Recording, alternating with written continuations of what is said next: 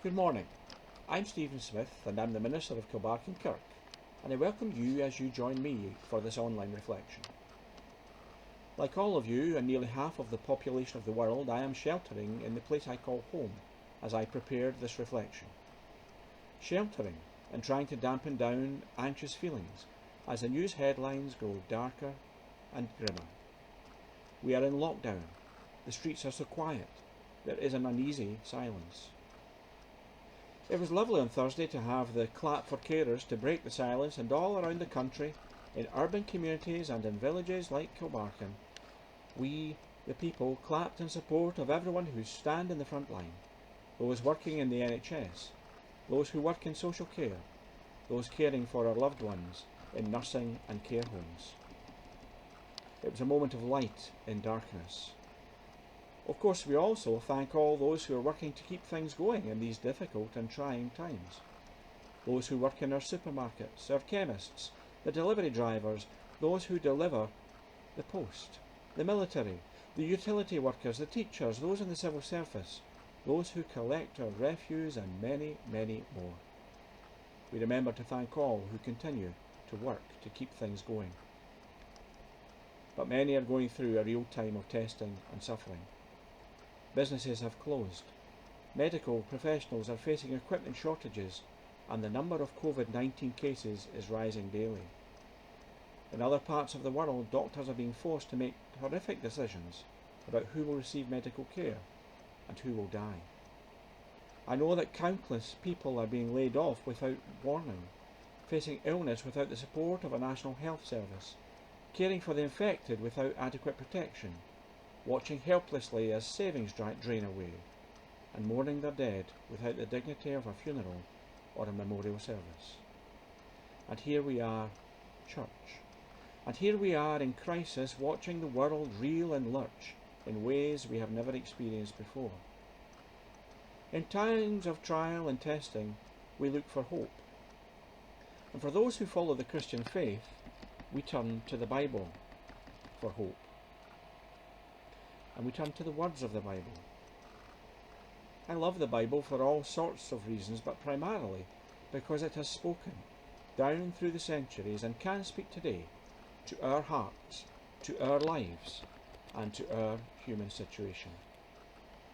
In the Old Testament, we find the book of Psalms. And in the Psalms, we discover words, honest words, words of faith, words of doubt, words written during times of stress, anxiety, when there have been feelings of helplessness and fear, words that search and seek for hope and help and courage and strength from God. The Psalms and the words of the Psalms have been forged in times of testing, born from a place of stress and trial and challenge, times when the writer, the psalmist, may have felt his faith under pressure. Today for us, any sense of normal in our world has gone, and we may feel uncertain or worried. We may feel our faith under pressure. And so today I turn to the Psalms, to those ancient words of faith, ancient words, but words that we know are real, authentic, strong, and relevant for our lives today. In the Psalms we read words like these: "The Lord is my refuge and my strength, a help in every time of trouble. Our help is in the name of the Lord, the maker of heaven and earth, the guardian of our souls." For many years, one of my favourite rock groups or bands was U2, and on their third album, War, they record a version of a psalm, Psalm 40, and for a while they used to open or close their concerts with the psalm, or sing the psalm in their dressing room before taking to the stage in front of tens of thousands of fans around the world. Here are some words from Psalm 40. "I waited patiently for the Lord. He brought me up from the muddy pit. He bent down and heard my cry. He lifted me from the mire and the clay. He set my feet on a rock and gave me a firm footing, and on my lips he placed a new song, a song of praise to our God. And then a few verses later, but I am poor and needy, O Lord, think of me. Thou art my help and my salvation. Do not delay. And of course many have found comfort and strength in the words of Psalm 23. The Lord is my shepherd, I shall not want. He maketh me to lie down in green pastures. He leadeth me beside the still waters. He restoreth my soul. He leadeth me in the paths of righteousness for his name's sake. Yea, though I walk through the valley of the shadow of death, I fear no evil, for thou art with me.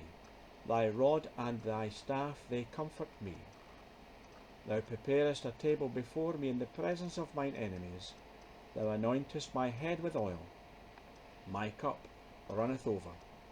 Surely goodness and mercy shall follow me all the days of my life, and I will dwell in the house of the Lord forever. Ancient words, words forged in times of trial and testing, authentic words, words for us and our world today.